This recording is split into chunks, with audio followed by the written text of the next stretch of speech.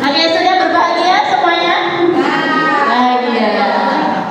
Mari kita langsung masuk ke kita ada kesepakatan forum diseminasi, kesepakatan yang kita buat bersama, kita bangun bersama dan kita sepakati bersama. Nah, ini contohnya ada menghargai siapapun menjadi pendengar yang baik. Nah, boleh dilanjut Bapak Ibu yang ingin menyampaikan peraturan, bukan peraturan apa? Kesepakatan.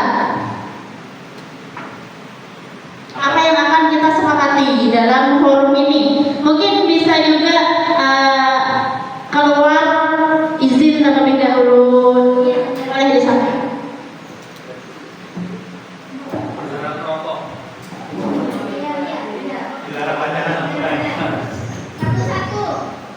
Ketik semua apa perwakilan nggak?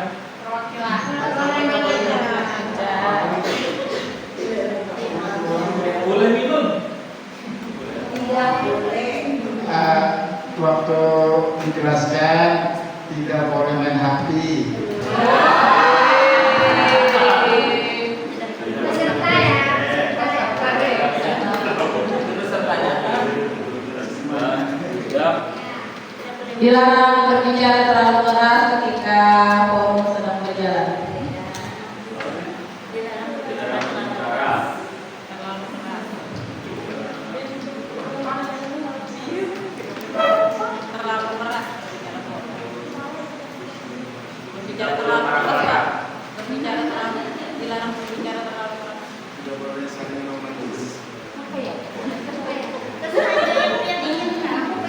ketika moderator berbicara kita harusnya ya menghargai lah, didengerin gitu moderatornya, jangan bicara masing-masing.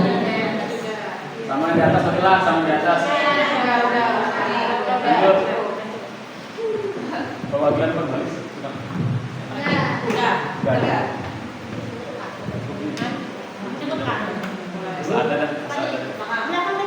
Ada tambahan kan? Nah, dalam kesepakatan ini bahasa yang kita gunakan adalah bahasa yang positif. Jadi ada kita rubah beberapa ya. Untuk yang tidak boleh main HP, tidak boleh main HP berarti kita ubah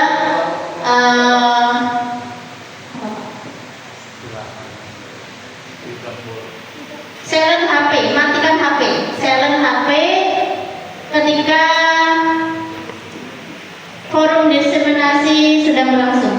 Silent HP atau matikan HP.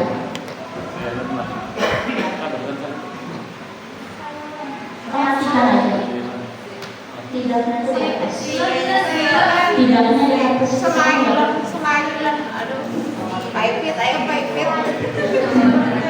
Dalam kelas kita tidak diperbolehkan atau tidak disarankan menggunakan bahasa yang kurang positif. Jadi kita mengganti bahasanya yang lebih positif. Oke? Nah, kita langsung saja ke materi dalam kelas kita. Yang akan saya sampaikan itu adalah kebutuhan dasar manusia.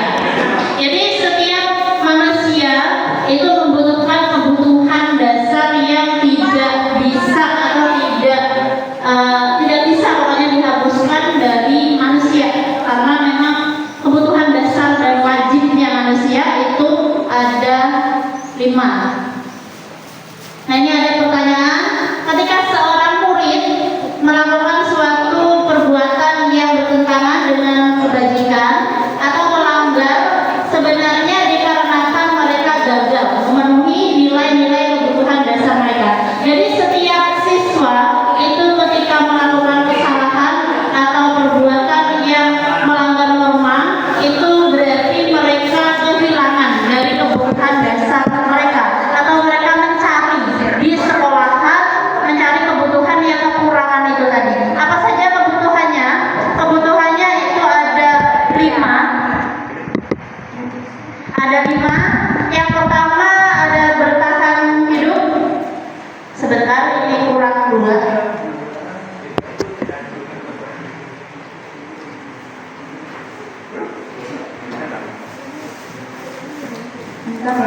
Ya. Yang pertama ada bertahan hidup. Video kita, nggak ada foto kita. Kemudian kasih sayang itu ya. Yang kedua kasih sayang. Yang ketiga rasa kasih sayang dan rasa diterima. Kasih sayang dan rasa diterima. Rasa diterima itu atasnya. Iya.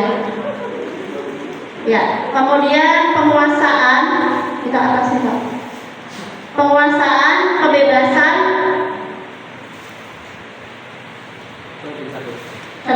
kesenangan jadi satu. Kebebasan, kesenangan jadi satu. Nah, ini 5 kebutuhan dasar manusia yang dimana ketika kebutuhan dasar ini hilang atau tidak ada, itu manusia akan mencari. Seperti sama dengan siswa kita, ketika dia kehilangan dari kebutuhan dasar tersebut, mereka akan mencari kebutuhan dasar tersebut yang biasanya sering kita temui di sekolahan gitu. Yang pertama ada bertahan hidup. Bertahan hidup ini biasanya di sekolah kita banyak sekali yang masuk sekolah dikarenakan bekerja, membantu orang tua. Nah, ini artinya siswa tersebut kehilangan kebutuhan dasarnya, yaitu bertahan hidup. Kemudian kasih sayang dan rasa diterima. Nah, ini juga biasanya yang membuat siswa itu bertindak ingin diperhatikan di kelas karena dia kekurangan kasih sayang dan rasa diterima. Kemungkinan di rumah ada broken home dan sebagainya. Nah, ini sebenarnya kebutuhan-kebutuhan dasar ini harus kita tahu dari setiap siswa. Kita tidak bisa menjudge siswa yang nakal, tidak baik. Kenapa? Karena kita tidak tahu kebutuhan dasar apa yang hilang dari siswa tersebut gitu. Kemudian ada kebebasan. Nah, kebebasan ini juga biasanya sering menjadi problema buat kita ya. Kenapa? Karena setiap anak itu memiliki keinginan bebas yang masing-masing. Terkadang kita mempunyai trik mengajar yang A, tapi mereka ternyata tidak senang. Nah, itu masuk ke kebebasan. Kemudian penguasaan. Nah, ini juga ada penguasaan. Setiap manusia itu membutuhkan ingin dihargai. Jadi mereka ingin menjadi penguasa gitu. Nah, ini ada contoh kasus, studi kasus. Ada Ibu Ana. Ibu Ana guru wali kelas 10B, sedang bingung menghadapi ulah salah satu murid yang bernama Tommy. Nah, ini beberapa teman-temannya mengeluhkan kepada wali kelasnya, Tommy seringkali meminta bekal makan siang secara paksa. Jika Anda menghadapi situasi ini, nah seperti Ibu Ana, apa yang akan Anda lakukan? Menurut Anda, apa kira-kira alasan dari Tommy melakukan hal tersebut? Bapak Ibu.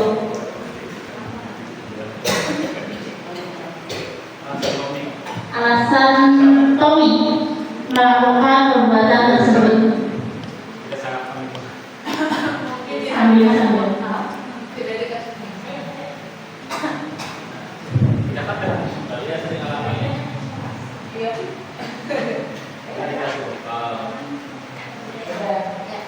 Mungkin tidak dikasih bekal jajan sama orang tuanya, atau kemungkinan dia tidak makan pagi dulu di rumah.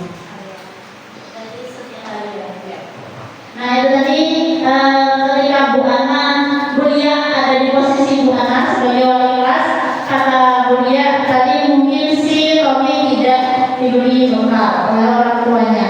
Nah, ini juga salah satu faktor kenapa siswa berkelas seperti itu, karena kebutuhan dasarnya tidak terpenuhi, yaitu kebutuhan dasar bertahan hidup tadi, membutuhkan makan dan minum. Kemudian ini ada alasannya, karena ia lapar dan orang tuanya tidak membawakan bekal makan siang, maka kebutuhan dasar sedang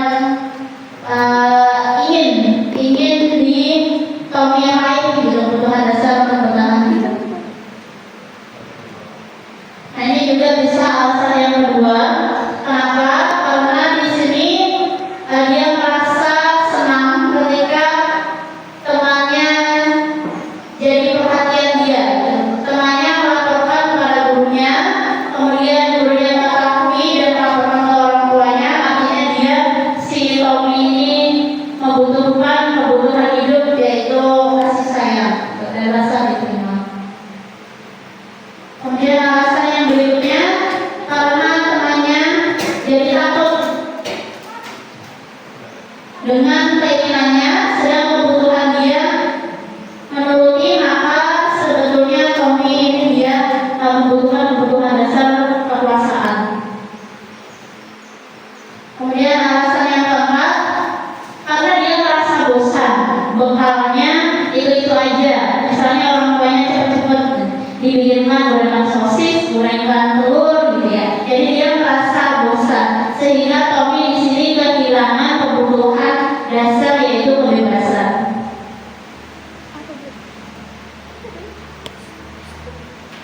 Kemudian alasan berikutnya, karena ia melakukan iseng saja, dan ia menikmati ekspresi wajah temannya yang lucu lagi. Iseng.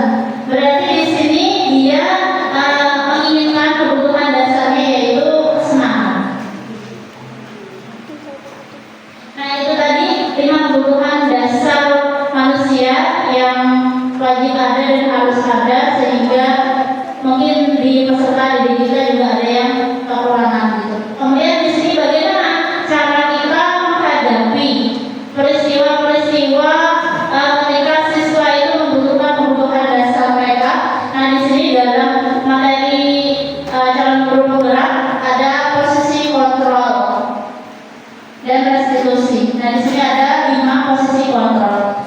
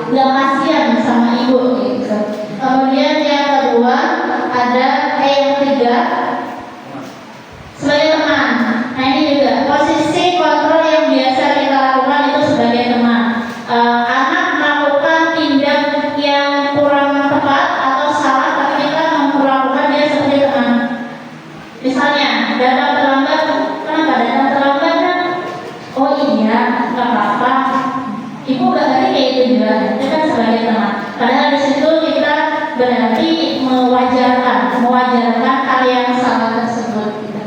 Kemudian berikutnya ada pemantau. Nah di sini pemantau biasanya juga sering kita lakukan ketika siswa melakukan kesalahan, kita memantau dia. Karena masih juga jadi itu juga berarti masuk ke pemantau. Nah yang terakhir yang manajer, ini yang seharusnya ada pada guru dan seharusnya kita lakukan. Kita di sini sebagai manajer, bukan penghukum, bukan pemantau, bukan teman, dan bukan pembuat rasa bersalah, yaitu manajer. Bagaimana cara guru itu menjadi manajer?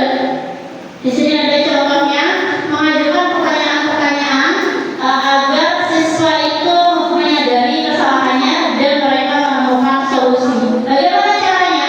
Caranya kita dapat menggunakan segitiga restitusi.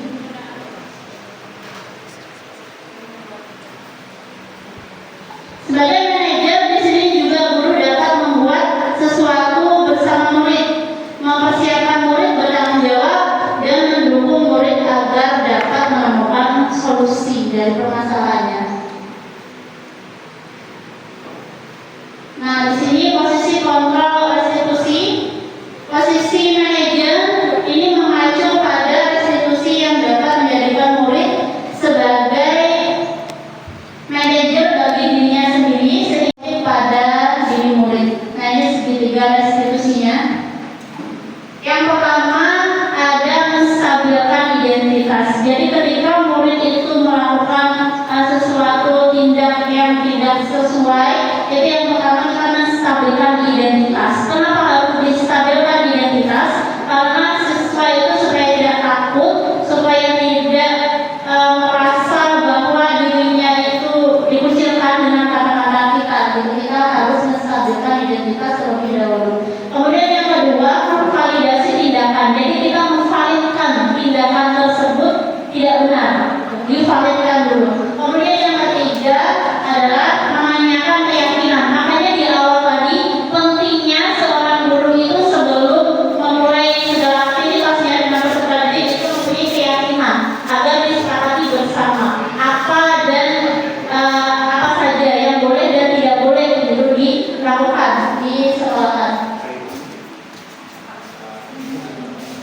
Nah, menstabilkan identitas itu dilakukan berdasarkan prinsip bahwa membuat kesalahan adalah bagian dari proses pembelajaran. Jadi kita seorang guru tidak langsung menyalahkan, namun kita mengatakan pada siswa bahwa kesalahan tersebut adalah proses dari pembelajaran, yang mana nantinya akan menggeser identitas gagal tersebut menjadi identitas yang sukses. Kemudian menstabilkan identitas itu dapat membuat salah yang manusiawi. Jadi kesalahan yang manusiawi, tidak ada manusia yang sempurna. Selalu kita katakan siswa tidak ada manusia yang sempurna. Kita pasti bisa menyelesaikan permasalahan ini. Gitu. Kita harus menanamkan ke siswa seperti itu. Kemudian tidak tertarik untuk mencari tahu siapa yang salah dan benar. Jadi kita memposisikan untuk menstabilkan siswa bahwa tidak ada yang salah dan benar, karena belum tentu kita yang menegur juga benar. Kemudian validasi tindakan yang salah. Validasi tindakan yang salah ini dilakukan berdasarkan prinsip bahwa setiap perilaku berupaya memenuhi suatu kebutuhan tertentu, sehingga guru atau orang tua akan menggeser dari pemikiran stimulus respon menjadi proaktif serta akan lebih mengenali dan mengakui kebutuhan murid atau anak.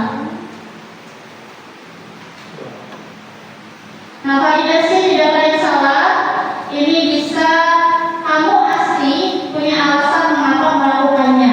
Gitu. Kemudian apa yang penting bagi kamu? Jadi setiap siswa yang melakukan tindak yang tidak sesuai kita tanyai terlebih dahulu. Kamu boleh tetap berusaha menjaga sikap seperti itu, tapi tambahkan sikap yang lain. Kemudian contohnya berikutnya, untuk dapat yang kamu butuhkan,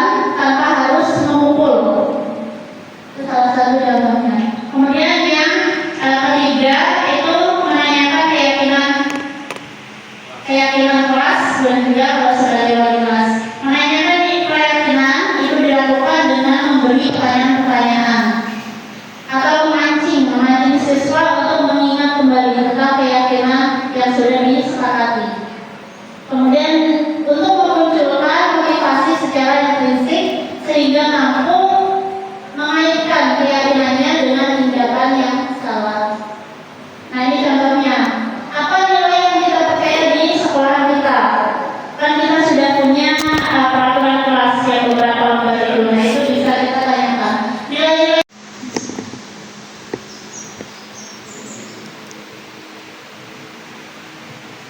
Nah, ini seorang guru yang baik harus memiliki kemampuan dalam mewujudkan budaya positif di sekolah.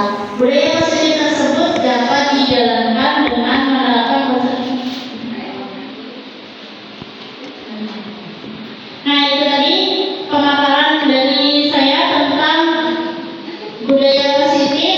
Yang saya sampaikan tadi adalah posisi kontrol dan 5 kebutuhan dasar manusia, serta yang terakhir adalah segitiga restitusi.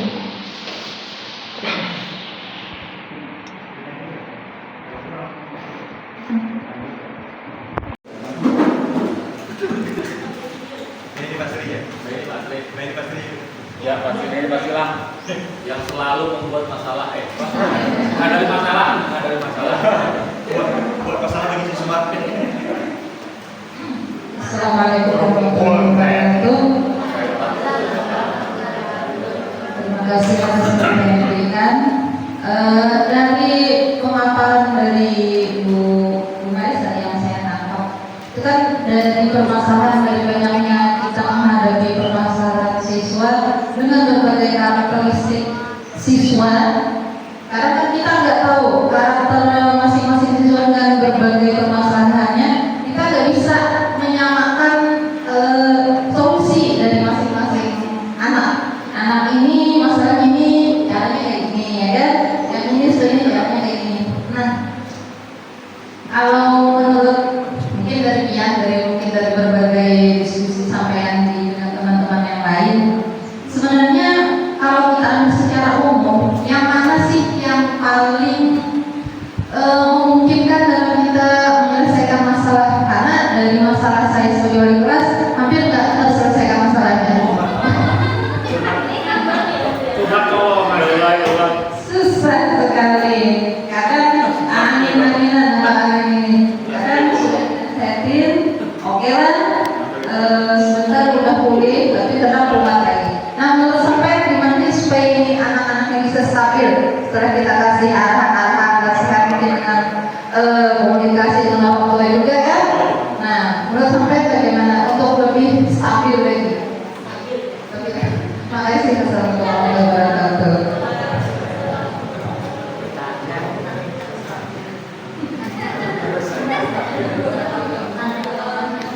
Kalau selama perjalanan kami mengikuti calon guru penggerak, permasalahan itu diselesaikan menggunakan 3 segitiga restitusi tadi. Yang pertama, kita tadi menanyakan ke siswa atau identitas supaya tidak salah dan kita tidak menyalahkan, kita tidak mencari tahu siapa yang salah dan yang benar. Kemudian yang kedua, memvalidasi, meyakinkan siswa valid tidak kesalahan tersebut gitu, karena terkadang kita tuduh-tuduh aja gitu, si anu gitu, si anu kita validkan dulu ke siswanya. Lalu yang berikutnya ketiga, kita menanyakan tentang keyakinan tadi tidak hanya keyakinan kelas ya, tapi juga keyakinan yang sudah sekolahan bikin, yaitu visi dan misi sekolah gitu kan. Ada beberapa peraturan yang dibuat oleh Pak Rehan dan Bapak Sri, peraturan apa saja yang boleh dan tidak gitu. Kemudian kalau untuk menstabilkan bagaimana agar kalau sudah dibilangin nggak gitu lagi gitu ya, untuk menstabilkan. Sebenarnya kita pendidik itu tidak bisa merubah. Contohnya adalah dalam pendapat dari Ki Hajar Dewantara bahwa pendidik itu diibaratkan seorang petani atau berkebun gitu, dimana ketika kita menanam pasti ya hasilnya akan baik, tapi petani tidak bisa merubah jenis dari tanaman yang ditanam. Contohnya dia menanam padi tidak bisa berbuah jagung Kita sebagai guru ya seperti itu, kita tidak bisa merubah dasar dari peserta didik, namun kita bisa memupuk, kemudian menyiram, merawat agar nantinya bisa bertumbuh. Perkara nanti ada hama yang datang yang merusak dia, ya kita cuma bisa menyemprotnya, menyirami terus menerus, memupuk terus menerus, sehingga nanti mendapatkan hasil yang mana setidaknya menyamarkan sesuatu yang tidak baik. Kalau menghilangkan mungkin agak susah, tapi kita menyamarkan. Nah itu saja dari pendapat ulun selama ulun mengikuti cara berpikir. Kita ditambahkan Mbak Ida. Terima kasih Bu Mary.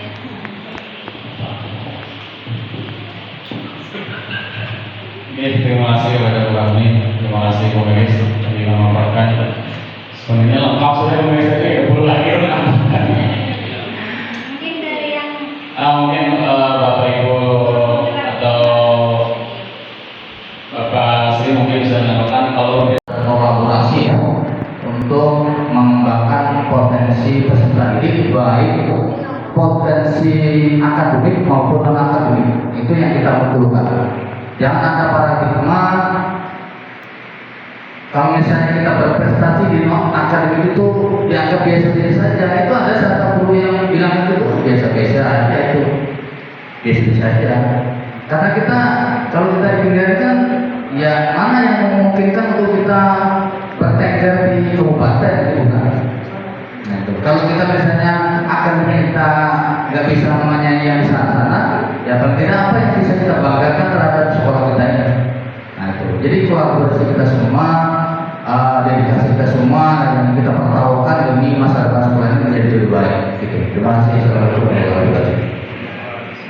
Mungkin saya ada mengulangnya di sini apa namanya bukan pemaksaan sebenarnya, artinya mengkondisikan siswa ya, mengkondisikan siswa untuk menyadari kesalahan-kesalahan dia. Tapi sesuai kata Ibu Maris tadi, supaya tidak keluar dari kodrat dia tadi. Ya. Memang dia orangnya sebenarnya seperti itu, tapi dia untuk menyadari kesalahan-kesalahan dia seperti itu. Ini menciptakan sebuah apa namanya kondisi atau suatu apa ya, lingkungan agar mereka itu tersentuh hatinya. Nah seperti itu. Kalau orang tersentuh hatinya, dia akan lulus. Pada hakikatnya di sisi tiga ini guru sebagai pembimbing saja, pembimbing dan motivator itu saja, dan tidak bisa memaksakan. Selama ini peraturan ada hukuman dan ada reward, ya. Itu bersifat memaksakan, gitu ya, bersifat memaksakan, dan harus datang jam 7 sebelum 7.45. Nah seperti itu tuh terkesan memaksakan. Maksudnya posisi kontrol institusi ini agar mereka memiliki kesadaran mereka sendiri terhadap apa ya, situasi-situasi buruk yang positif. Ya, seperti itu. Untuk melaksanakan itu harus berkolaborasi. Harus berkolaborasi dengan siapa? Dengan siswa itu sendiri. Supaya tidak ada kesalahan, berarti kita harus perbanyak atau bersama-sama menciptakan budaya-budaya positif. Misalnya salah satunya senyum, sapa, siswa datang di gerbang kita sambut, kan seperti itu. Ya, datang selawat. Seperti itu. Lalu di sana kita kita hubungkan dengan 9 kebutuhan apa dari siswa ini? Kebutuhan dasar manusia dari berapa? Ada 5. Nah, di sini hubungannya dengan kebutuhan dasar 5 kebutuhan dasar tadi apa? Nah, di sini kita bisa melihat keinginan siswa itu apa sih? Itu. Kebutuhan siswa itu apa sih? Nah, di situ sangat terkait di situ tadi. Jadi kalau kita sudah memenuhi kebutuhan mereka, insya Allah mereka bisa meminimalisir kesalahan-kesalahan mereka di situ. Lalu kalau kita kaitkan lagi, bisa ke pembelajaran berdiferensiasi, bisa seperti itu dan sebagainya. Jadi saling berhubungan semuanya. Jadi terima kasih. Itu saja Pak Ibu dan Ibu. Jadi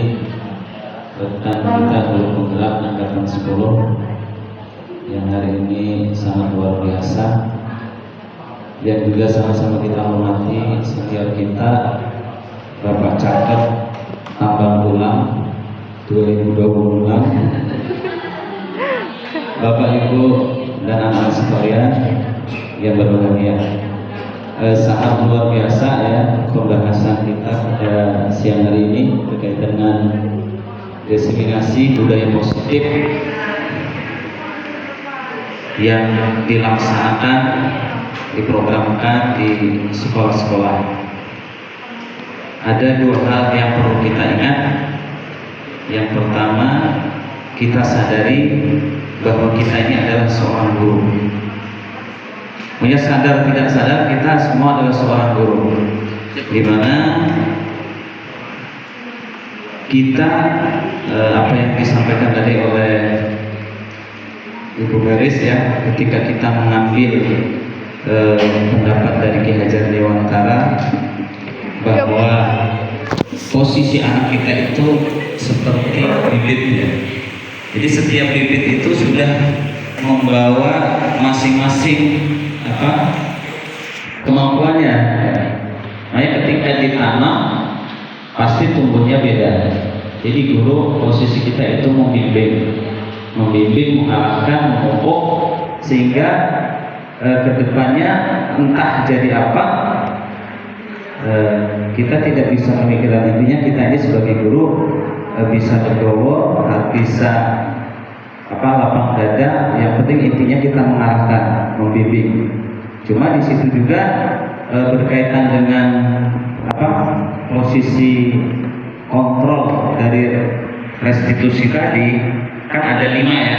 Tadi ada menghukum, ada kita sebagai teman ya, posisi kita guru ya, bisa menghukum, posisi kita bisa sebagai teman. Kemudian ada pemantau sebagai merasa bersalah ya, kemudian sebagai manajer. Jadi dari 5 tersebut, dari mungkin kami yang sudah mempelajari itu, posisi yang terbaik itu kan sebagai manajer ya. Artinya kita bisa membijaksanai, intinya membimbing siswa kita. Tapi perlu diingat juga ya, membimbing itu ada juga kita saatnya kita sebagai guru bisa kepada anak didik kita, bisa sebagai teman. Ada kalanya kita bisa sebagai teman. Kita bisa bagaimana ketika anak itu misalnya terlambat, bisa anak ini bisa posisinya menjadi merasa bersalah ya. Tadi sudah dicontohkan oleh Ibu Garis tadi. Yang intinya kesemuanya ini adalah diperlukan kolaborasi. Jadi dimanapun seorang guru yang hebat itu bukan guru yang bisa berdiri sendiri ya. Sehebat apapun Pak Srianto di sini ya, tanpa kolaborasi ya, tanpa dukungan dari kita semua di sini, mungkin sekolah kita ini tidak akan bisa membangun budaya positif seperti tadi. Kayak ketika ketemu apa yang disampaikan oleh Pak Caket tadi ya, salam, sapa, senyum, dan salam tadi ya. Kemudian rasa tanggung jawab, membangun anak ini menjadi sadar. Ini berat kalau bukan tidak kolaborasi. Jadi intinya tugas anak kita ini bukan hanya dibebankan kepada wali kelas, tapi kita semua. Terima kasih. Assalamualaikum warahmatullahi wabarakatuh.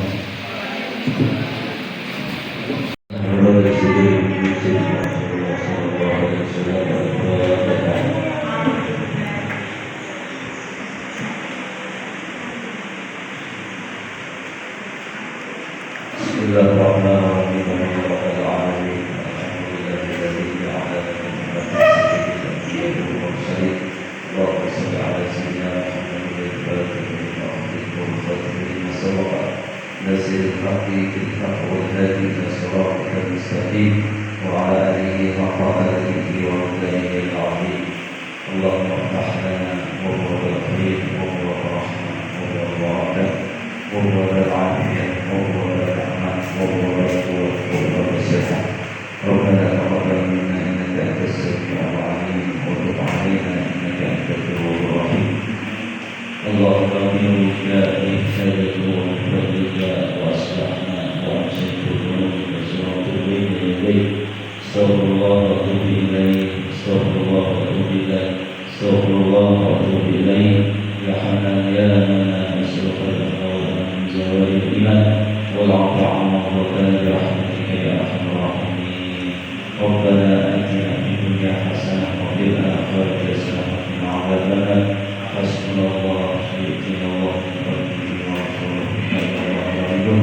صلى الله على سيدنا محمد وعلى آل سيدنا محمد. سبحان ربك رب العزة عما يصفون والسلام على المرسلين والحمد لله رب العالمين. تقبل الله منكم.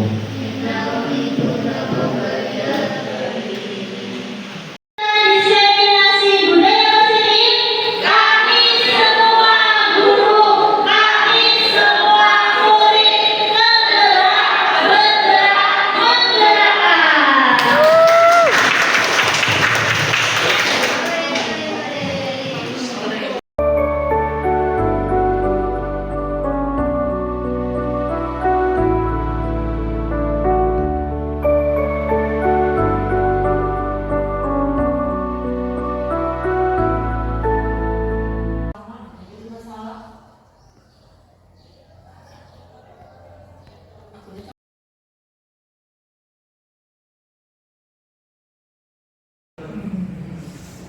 Assalamualaikum warahmatullahi wabarakatuh.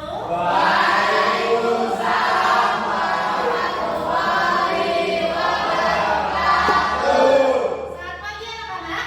Alhamdulillah. Apa kabar kalian hari ini? Alhamdulillah.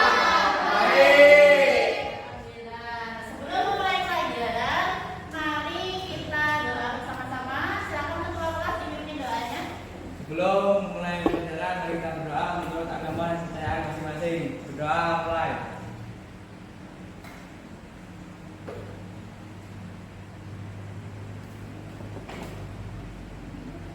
Berdoa selesai. Oke, kucek kehadiran dulu ya. Levi, Hadir. kucek kehadiran dulu ya. Siapa yang udah berangkat ini ya? Oh, Bayu nggak ada nih. Bayu ada izin sakit atau lapor keterangan? Lapor keterangan.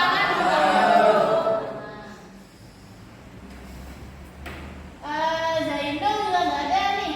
Zainul izin. Adit, Adit juga nggak ada nih. Adit mana Adit? Sakit. Oke, yang lainnya hadir ya? Iya. Oke anak-anak, untuk hari ini Ibu sebagai wali kelas akan membuat keyakinan kelas bersama-sama. Yang kita buat bersama, kita yakini bersama dan kita laksanakan bersama. Apa sih itu keyakinan kelas? Ada yang tahu sebelumnya? Nggak tahu. Nah, kalau nggak tahu, Ibu jelaskan terlebih dahulu ya apa itu keyakinan kelas. Keyakinan kelas itu adalah berupa pernyataan-pernyataan dari kita semua warga yang ada di kelas 10C, di mana nanti pernyataan tersebut berupa kalimat positif. Kalimat positif yang nantinya akan kita taati bersama, laksanakan bersama gitu. Nanti kalimatnya bisa juga berupa himbauan atau berupa juga konsekuensi kalian selama berada di kelas 10C. Itu nanti kita buat dengan kalimat yang positif dan sederhana supaya mudah diingat. Nah, itu namanya keyakinan kelas. Oke, kita buat keyakinan kelasnya bersama-sama. Di sini Ibu nanti akan bagikan stiker note-nya kepada kalian masing-masing. Kemudian nanti kalian masing-masing menuliskan apa sih keyakinan kelas yang kalian inginkan.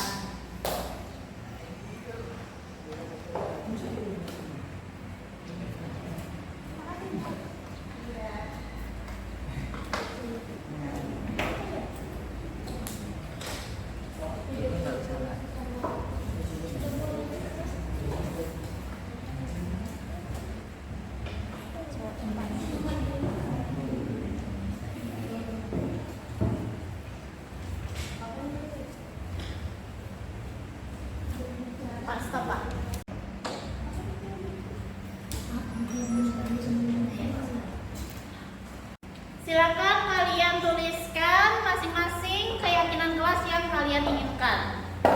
Silakan.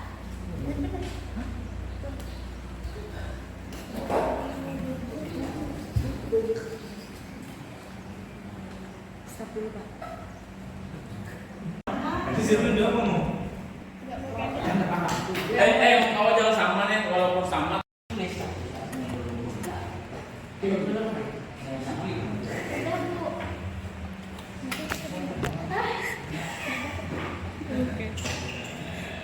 Hah?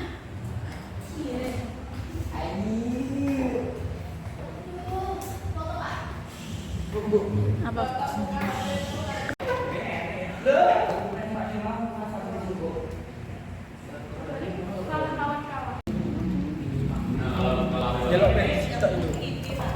Hei. Di foto geser, cek juga hasilnya.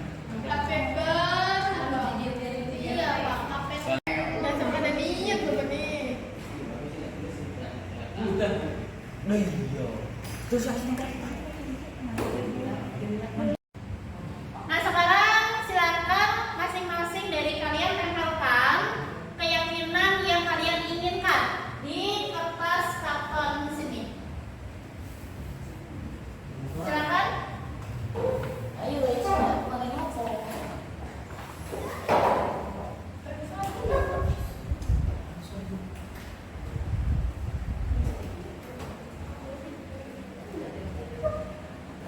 ya, emanya.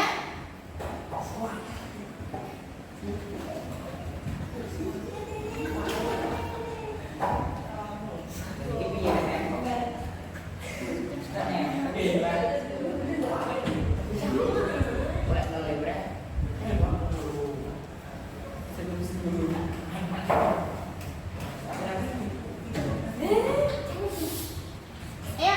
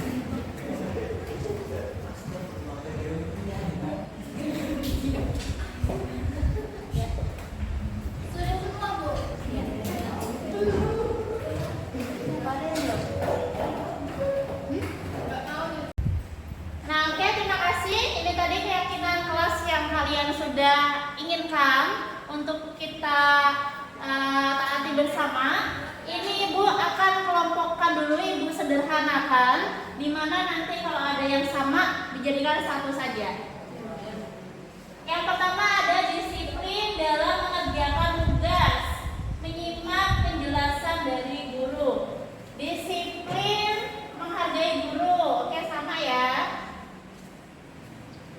Disiplin dan tepat waktu. Oh, ini masuk tepat waktu. Saling menghormati. Menghargai teman. Masuk ke saling menghormati. Berdoa. Saling support. Saling support. Tidak boleh berbicara, masuk ke menghargai tadi.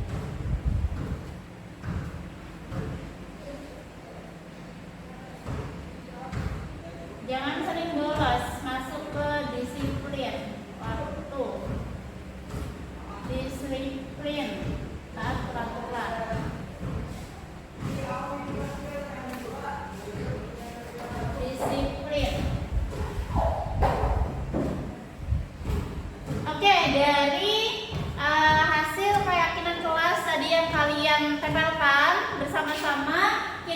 mendapatkan 5 keyakinan kelas kita. Yang pertama ada disiplin dalam mengerjakan tugas, jadi disiplin. Kemudian yang berikutnya ada tepat waktu atau disiplin waktu.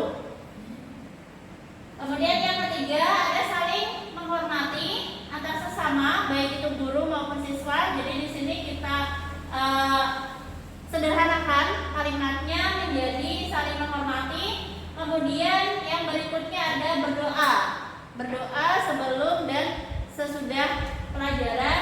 Berarti bisa kita sederhanakan kalimatnya berdoa saja, berdoa. Kemudian berikutnya ada saling support.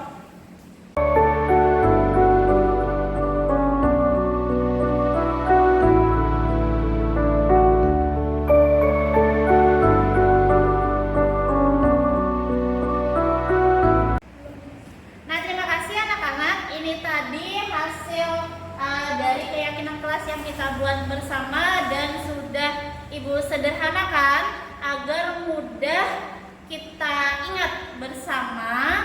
Sudah Ibu sederhanakan dan untuk mensahkan dan sebagai bukti bahwa kalian sudah menyepakati kesepakatan keyakinan kelas ini bersama, dan supaya kita jalankan bersama, kalian bisa menandatangani di bawah dari stiker note yang sudah Ibu sederhanakan.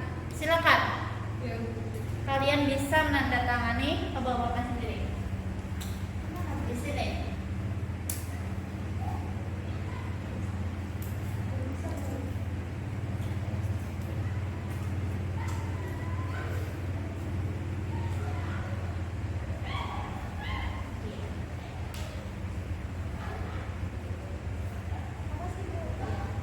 Lanjutnya.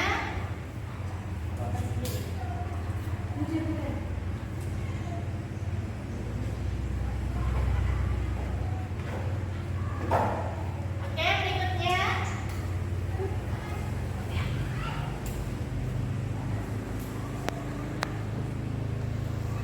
Baby udah belum? Ya, siapa lagi yang belum?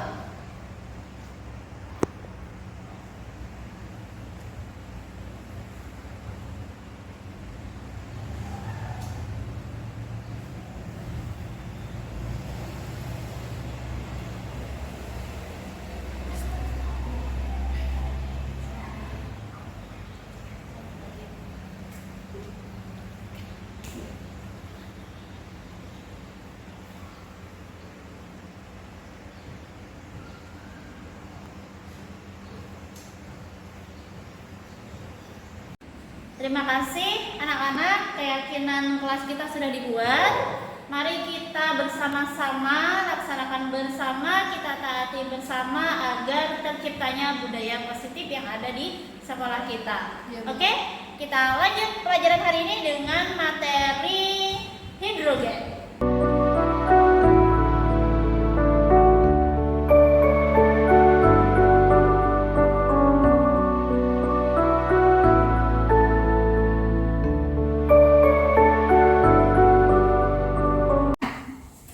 Rismawati, tadi Ibu mendengar laporan dari ketua kelas, katanya kamu bertengkar ya dengan Rizka. Iya Bu, saya habis bertengkar sama Rizka. Soalnya dia menyontek tugas saya Bu. Oh begitu, wajar lah kalau kamu melakukan hal tersebut. Ibu pun kalau ada di posisi kamu pasti akan melakukan hal yang sama. Lalu apa yang kamu lakukan terhadap Rizka? Ya saya marah-marah Bu sama Rizka. Saya caci maki juga Bu. Tanpa sadar Rizkanya malah nangis Bu. Oh begitu, pasti kamu melakukan itu ada alasannya ya? Ya iyalah Bu, masa saya diam doang? Saya kan udah capek-capek ngerjain tugas sampai larut malam loh Bu. Tapi kok dia dengan mudah sih nyontek tugas saya? Ya wajar lah kalau kamu merasa marah karena tidak rela hasil pekerjaan kamu dicontek oleh Rizka. Ibu sangat menghargai tindakan yang kamu lakukan tidak lebih jauh dari itu. Misalnya dengan memukul Rizka. Sekarang coba kamu pikirkan tindakan kamu marah dan mencaci maki Rizka apakah sesuai dengan keyakinan kelas kita? Tidak Bu. Menurut Isma, keyakinan kelas apa yang sudah Isma langgar? Saling menghormati antara teman, Bu. Menurut Isma, saling menghormati antar teman itu penting tidak buat Isma? Sangat penting, Bu. Baik, kalau menurut Isma penting, jadi keyakinan kelas apa yang harus Isma lakukan ketika Isma sedang marah? Harusnya sih lebih bersabar lagi, Bu. Baik, bersedia setelah ini memperbaiki masalah ini? Ya, Bu, Isma bersedia. Nah, sekarang apa yang akan Isma lakukan untuk memperbaiki permasalahan ini? Untuk kedepannya, saya akan lebih sabar dalam menghadapi amarah saya, dan tentunya ketika ada teman yang menyontek Isma lagi, Isma akan melaporkan perihal ini kepada guru yang bersangkutan atau wali kelas, dan tentunya tidak mengambil resiko sendiri, Bu. Ya, tepat sekali tindakan kamu Isma. Tetap semangat ya. Ya, Bu, terima kasih ya, Bu ya. Permisi, Bu. Assalamualaikum warahmatullahi wabarakatuh. Perkenalkan, nama saya Nur Ismawati, saya dari kelas 11A. Saya sangat senang sekali dapat berdiskusi dengan Ibu Heris, karena dari diskusi tersebut saya menemukan solusi untuk mengendalikan amarah saya dari suatu masalah, dan untuk kedepannya saya harus lebih banyak bersabar dan tentunya menghormati sesama teman. Muhammad Firman Sandika, Ibu mendapat laporan dari guru BK bahwa Firman sering terlambat mengumpulkan tugas. Apakah benar? Iya, Bu. Nah, seingat Firman, berapa kali sudah Firman terlambat mengumpulkan tugas? Sudah 5 kali itu di mapel matematika. Sering terlambat mengumpulkan tugas, apakah sesuatu yang salah atau benar? Salah, Bu. Baik, Firman, membuat kesalahan itu adalah manusiawi. Setiap orang pasti pernah melakukan kesalahan. Nah, kesalahan tersebut yang penting tidak diulangi lagi dan menjadi pelajaran untuk kedepannya. Setuju? Setuju, Bu. Nah, Firman, kita cari solusinya bersama-sama ya. Iya, Bu. Firman sering terlambat mengumpulkan tugas, pasti ada alasannya. Kenapa sih Firman sering terlambat mengumpulkan tugas? Karena saya sering mengikuti ekstrakurikuler, Bu, yang waktunya terkadang itu tidak sebentar, dan itu menyita waktu saya, sehingga saya terlambat mengerjakan tugas. Firman, kamu tahu keyakinan kelas kita sudah disepakati bukan? Tahu, Bu. Nah, kalau terlambat mengumpulkan tugas sesuai dengan keyakinan kelas kita tidak? Tidak, Bu. Menurut kamu, keyakinan kelas apa yang sudah kamu langgar? Disiplin. Menurut kamu, disiplin itu penting tidak untuk kamu? Penting, Bu, karena dapat membuat saya menghargai waktu. Betul, menghargai waktu itu penting sehingga bermanfaat untuk kita. Setiap kita melakukan pekerjaan pun juga tidak terkumpul.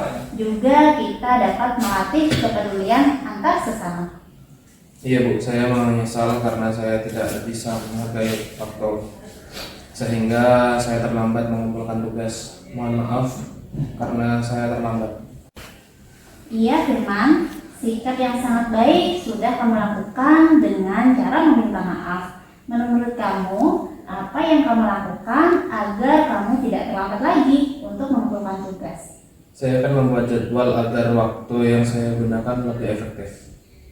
Ya, baik Firman, kamu sudah menemukan solusinya dan Ibu akan membantu nanti membuat jadwal dan memantau agar kamu tidak terlambat lagi untuk mengumpulkan tugas-tugas di mata pelajaran tertentu. Nah, silakan Firman boleh kembali ke kelas ya. Baik, Bu. Terima.